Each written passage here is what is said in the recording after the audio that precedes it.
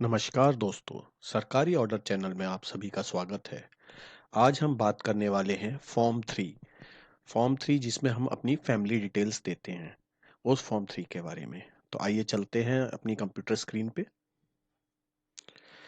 ये है हमारा फॉर्म 3। आज हम जानेंगे कि फॉर्म 3 के अंदर हमें किस प्रकार से अपनी फैमिली की डिटेल भरनी है और हमारे फैमिली के कौन-कौन मेंबर हो सकते हैं, किसको हम अपना फैमिली मेंबर बना सकते हैं और अगर कभी कोई बदलाव होता है तो हम किस प्रकार से अपने फैमिली मेंबर की डिटेल को बदल सकते हैं। तो चलिए शुरू करते हैं वीडियो को। सबसे पहले हम ये फॉर्म 3 है, मैं डिस्क्रिप्शन बॉक्स में इसको डाल दूंगा, आप यहाँ से डाउनलोड कर सकते हैं और इसको भर सकते हैं। तो सबसे पहले इसमें गवर्नमेंट सर्वेंट को अपना नाम भरना होता है। यहाँ पे जो गवर्नमेंट सर्वेंट है वो अपना नाम भरेगा। यहाँ पे वो सेकंड लाइन में अपनी डेजिग्नेशन भरेगा। थर्ड में गवर्नमेंट सर्वेंट अपना डेट ऑफ बर्थ भरता है एंड फोर्थ में डेट ऑफ अपॉइंटमेंट, किस डेट पे उसकी सरकारी नौकरी लगी है उस डेट को वो यहाँ पे स्पेसिफाई करेगा।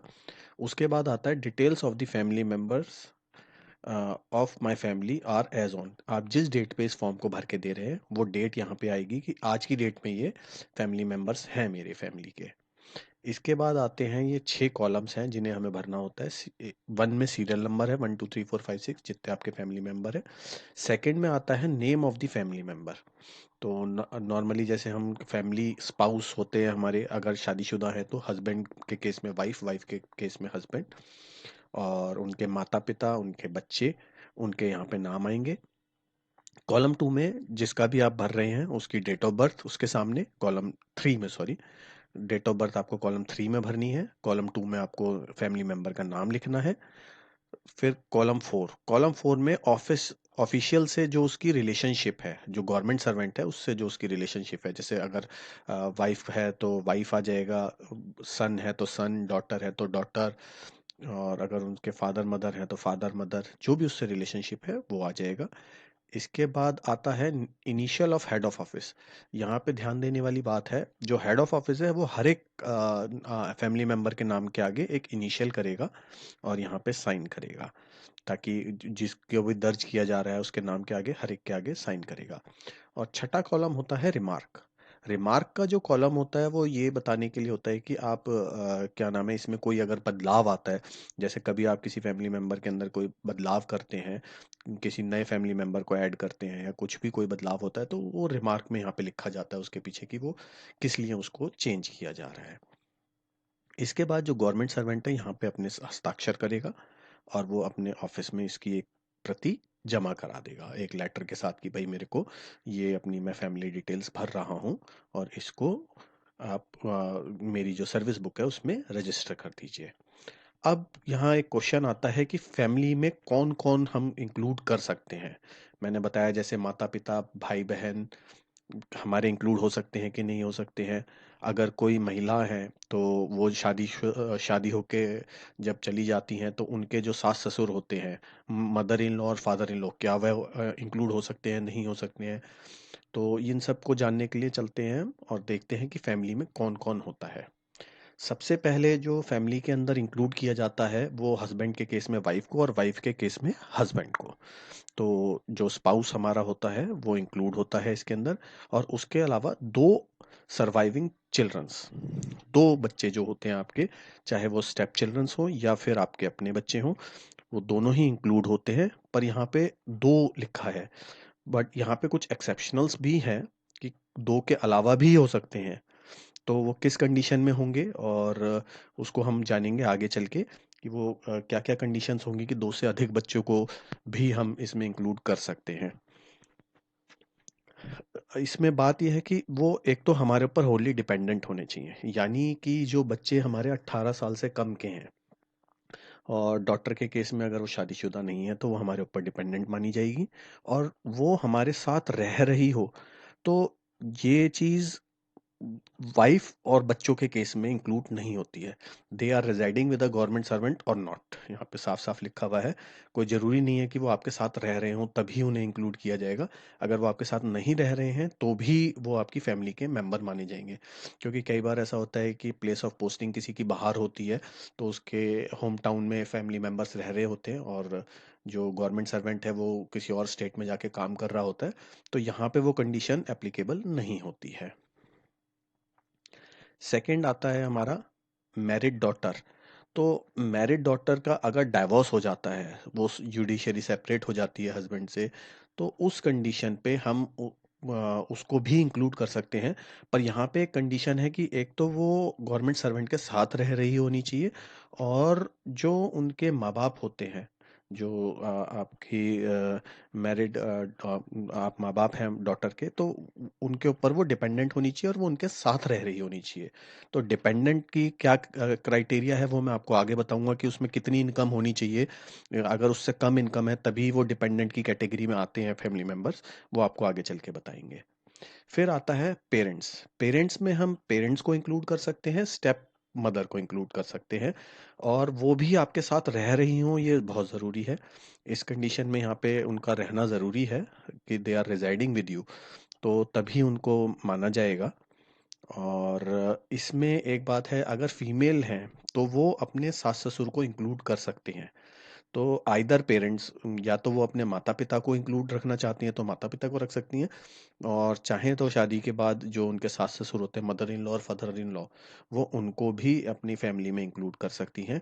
तो आइदर पेरेंट्स को वो इंक्लूड करके अपनी फैमिली डिटेल्स में रख सकती हैं।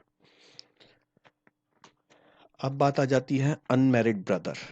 अगर आपका माइनर ब्रदर है, यानी कि 18 साल से कम है, और वो अनमैरिड है, तो उसको हम फैमिली डिटेल्स में ऐड कर लेते हैं, और शादी होने पे वो हट जाएगा, या 18 साल से अबव हो जाता है तो भी वो हट जाता है। और उसके अलावा अगर उसको कहीं स्टार्ट अर्निंग कर देता है वो, तो भी ब्रदर आपका हट जाएगा। और यहाँ पे बात आती है कि अगर उनकी कोई सिस्टर है, अगर सिस्टर की डाइवोर्स हो जाता है, कुछ हो जाता है, तो वो सिस्टर को इंक्लूड कर सकते हैं। परंतु यहाँ पे उनके सिस्टर के जो बच्चे होंगे, उनकी जो बहन के बच्चे होंगे, वो किसी भी कंडीशन पे डिपेंडेंट नहीं होंगे। और सिस्टर तभी इंक्लूड होगी जब उसके माँ बाप, उसके जो माता पिता हैं, मीन्स आपके माता पिता, वो भी गवर्नमेंट सर्वेंट के ऊपर डिपेंडेंट होने चाहिए। मतलब अगर माता पिता भी डिपेंडेंट हैं और बहन का डाइवोर्स हो जाता है, या उसका क्या नाम है, किसी कारणवश उसके हस्बैंड की डेथ हो जाती है, कुछ हो जाता है, तो उस कंडीशन पे वो अगर आपके साथ रह रही है और आपके माँ बाप भी आप पे डिपेंडेंट है, तो वो आपके ऊपर डिपेंडेंट की कैटेगरी में आएगी। पर उसके जो बच्चे होंगे वो आपके ऊपर डिपेंडेंट नहीं माने जाएंगे।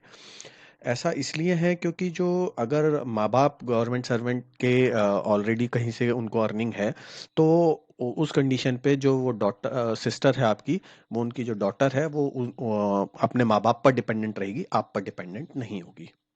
तो आइए अब जानते हैं कि एक्सेप्शंस क्या हैं। जो ऊपर हमने बताया है कि भाई ये हो सकते हैं फैमिली मेंबर्स एक दूसरे पर डिपेंडेंट, आपके डिपेंडेंट हो सकते हैं, बट उसमें भी बहुत सारी एक्सेप्शंस हैं। तो जैसा मैंने पहले कहा था कि टू सर्वाइविंग चाइल्ड को हम ऐड कर सकते हैं, परंतु ये उन गवर्नमेंट सर्वेंट्स के ऊपर एप्लीकेबल नहीं होता। कि जब ये ऑर्डर आया था 20/10/1997, 20 अक्टूबर 1997, इससे पहले अगर किसी के दो बच्चे से ज़्यादा बच्चे हैं, तो उन पर पहली बात है ये रूल एप्लीकेबल नहीं होगा। और इस 20/10/1997 के एक साल के अंदर भी जितने बच्चे पैदा हुए हैं, यानी कि 20/10/1998 तक का कोई भी बॉर्न बच्चा, तो उसको वो इंक्लूड करेंगे, दो से अगर ज़्यादा भी होंगे। उसके बाद से दो बच्चों की रिस्ट्रिक्शंस आई थी। और यहाँ एक और इसमें एक्सेप्शन है कि अगर मान लीजिए सेकंड बर्थ जो होता है चाइल्ड का, मींस एक बच्चा है आपके पास और जब दूसरा बच्चा पैदा होता है, तो वो मल्टीपल बर्थ हो जाती है, मींस ट्विंस बच्चे हो जाते हैं या तीन बच्चे हो जाते हैं। तो उसमें जितने भी बच्चे आपके सेकंड बर्थ के टाइम पे होंगे, वो सभी फैमिली में इंक्लूड होंगे और उनको सभी फैसिलिटीज मिलेंगी। चाहे उनका ट्यूशन फीस का रिम्बर्समेंट हो, चाहे वो एलटीसी क्लेम हो, चाहे वो क्या नाम है आपका मेडिकल फैसिलिटी हो, सब कुछ इसमें इंक्लूड होगा। अब आते हैं हम दूसरी जो एक्सेप्शन है, वो है जो फैमिली के अंदर वन वाइफ। हम जानते हैं कि लीगली हम एक ही वाइफ को रख सकते हैं, बट किसी भी कंडीशंस की वजह से गवर्नमेंट से अगर कोई परमिशन मिलती है किसी को, तो उस कंडीशन पे जो उसकी सेकंड वाइफ होगी, उसको भी फैमिली की डेफिनेशन में इंक्लूड किया जाएगा। पर यहाँ पे सबसे इम्पोर्टेंट है कि परमिशन फ्रॉम गवर्नमेंट होनी चाहिए, वो लीगली वेडेड होनी चाहिए, तो उस कंडीशन पे उसको इंक्लूड कर लिया जाएगा। इसके बाद आता है कि जो हमारी स्पाउस है, हमारे चिल्ड्रंस हैं, उनको हमारे साथ रहना, मैं आपको पहले भी बता चुका हूँ कि उनके लिए ये चीज़ रिस्ट्रिक्शन नहीं है कि वो अगर आप पे डिपेंडेंट हैं तो वो आपके साथ रह भी रहे हों। बाकियों के लिए रिस्ट्रिक्शंस होती है कि वो अगर आप पे डिपेंडेंट हैं तो वो आपके साथ रह रहे हों, ये बहुत ज़रूरी है। और इसके बाद एक और आता है कि जैसे जो चिल्ड्रन हैं, मैंने पहले ही बताया आपको कि जो अगर आपकी सिस्टर है, वो आप पे डिपेंडेंट में है डाइवोर्स की वजह से या किसी वजह से, तो उस कंडीशन पे जो उनके बच्चे हैं, उनके जो चिल्ड्रन हैं, वो आपकी किसी भी तरह से इंक्लूड नहीं हो पाएँगे फैमिली मेंबर के अंदर। और इन सब के ऊपर एक सबसे बड़ी बात आती है, चाहे वो आपके माता-पिता हों या आपके भाई-बहन हों, तो वो उनकी जो मैक्सिमम पर मंथ अर्निंग है, वो ₹1500 पर मंथ से ज़्यादा किसी भी कंडीशन में नहीं होनी चाहिए। अगर आपके जैसे कोई भी भाई-बहन या कोई भी माता-पिता भी हैं, उनकी पर मंथ की इनकम ₹1500 पर मंथ से ज़्यादा होती है, तो वो आपके ऊपर होली डिपेंडेंट नहीं माने जाएँगे। उनको सेपरेट माना जाएगा, वो उनकी अर्निंग है और उनको आप अपने इसमें इंक्लूड नहीं कर पाएँगे। और अगर आपको ये जानकारी अच्छी लगी हो तो कृपया करके इस वीडियो को लाइक करें, शेयर करें और इस टाइप की वीडियोस लगातार आपको मिलती रहें, उसके लिए मेरे चैनल को सब्सक्राइब करें और बेल आइकन को ज़रूर दबा दें ताकि जब भी कोई नई वीडियो डले तो सबसे पहले वो आप तक पहुंच पाए। धन्यवाद।